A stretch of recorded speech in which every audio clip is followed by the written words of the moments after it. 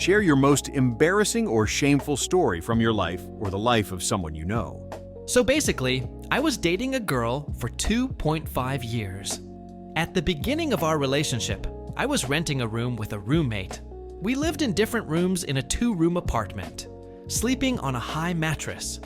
I had a friend who came to the city and needed a place to stay for a couple of days. So I let him crash with me out of old friendship, even though I didn't really have space. As it turned out, she was already sleeping with him at that time. This was during only the first 6 months of our relationship. Later, we were offered to move into a big apartment in the city center for literally pennies. Of course, I agreed right away and immediately discussed whether I could move someone into the other room so we could split the rent. I made arrangements and invited a childhood friend, someone I'd known since kindergarten. He lived with us for 6 months, and almost all that time they were fucking while I was at work. I found out in such detail that it made me sick.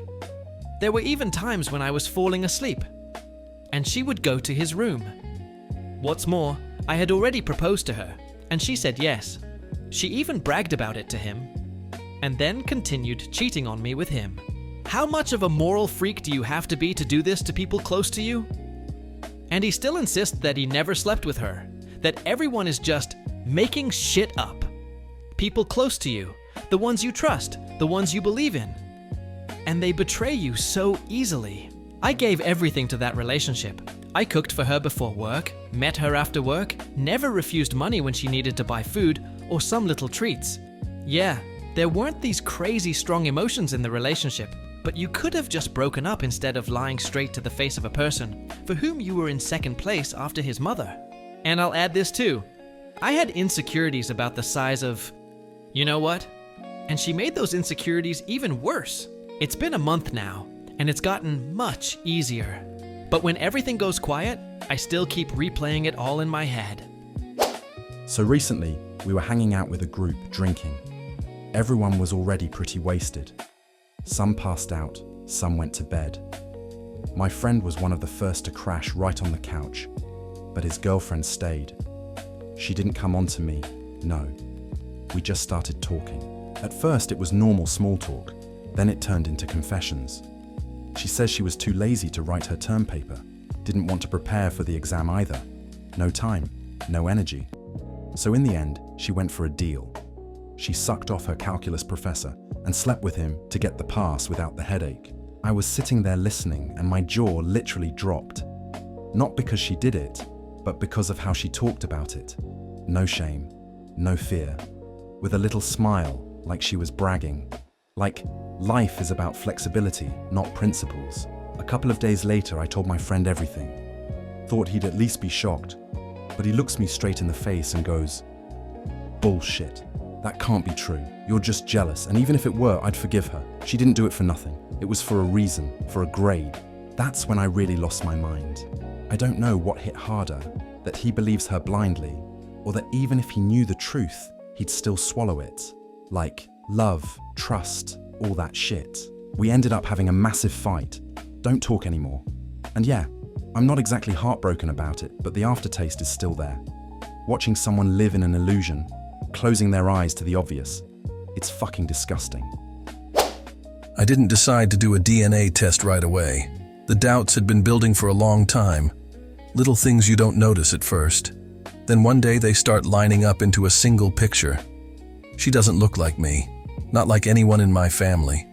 Too many coincidences to just brush off. I did everything quietly, behind my wife's back. No scandals, no conversations. I just wanted the truth, not a fucking circus. When the result came in, I reread it over and over. There couldn't be a mistake. Match. 0. 2 years. For 2 years I was raising a daughter who wasn't mine.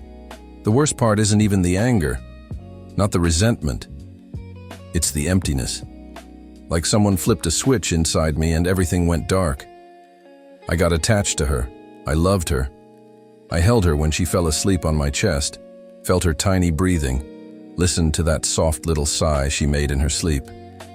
I smiled at her first words, her first steps, the stupid everyday moments, bedtime stories, warm milk in the morning, the way she grabbed my finger when she was scared. And now there's this question in my head that won't shut up. Who the fuck was I all this time? I still haven't talked to my wife. I walk around, I smile, I pretend everything is the same. But inside, it's a complete fucking mess. I don't understand how I'm supposed to keep living in this family.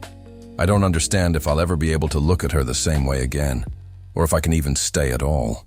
My head knows the child is not to blame for any of this, but my soul isn't ready to accept that yet. More and more often, I catch myself thinking that maybe the only way out is to leave, even though it's terrifying to imagine how all of this is going to end. Recently, some guy added me on Instagram with a friend request. He wanted to get to know me, kept giving me compliments and asking me out on a date.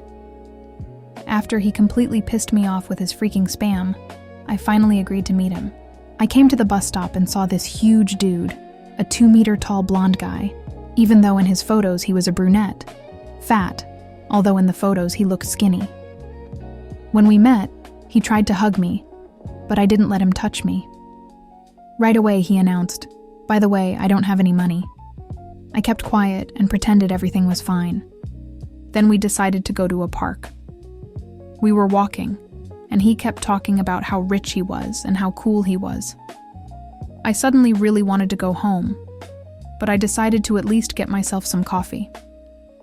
When we came into a cafe, I chose my drink, and this redneck loudly blurts out in front of the whole place, "$10 for coffee?" People were staring at us with disapproval, because behavior like that in public is unacceptable. Then we left the cafe. While I was enjoying my drink, this immoral freak first grabbed me by the waist and started moving his hands lower, you know exactly where. Outraged by this, I pushed him away and told him to fuck off and never touch me again. I was already getting ready to go home, but he decided to walk me to the station. As we were approaching the station, this asshole completely pushed me to my limit and decided to finish me off with his disgusting behavior. He tried to shove his tongue into my mouth. After that, I snapped, slapped him across the face, and got on the subway. 5 minutes later, this idiot texted me asking me to be his girlfriend. I blocked him on all social networks. All day I was haunted by the thought of why I keep being surrounded by assholes like this. There are normal guys out there, not these rednecks who publicly humiliate a girl in a cafe. January, -45 outside. Novi Urengoy.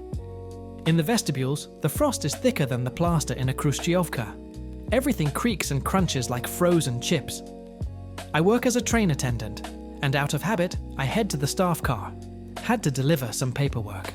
I pass through a few sections, open a door, and freeze. There, in the ice-cold vestibule where the air cuts like a razor, a pair of young Darwin Award candidates decided to reproduce.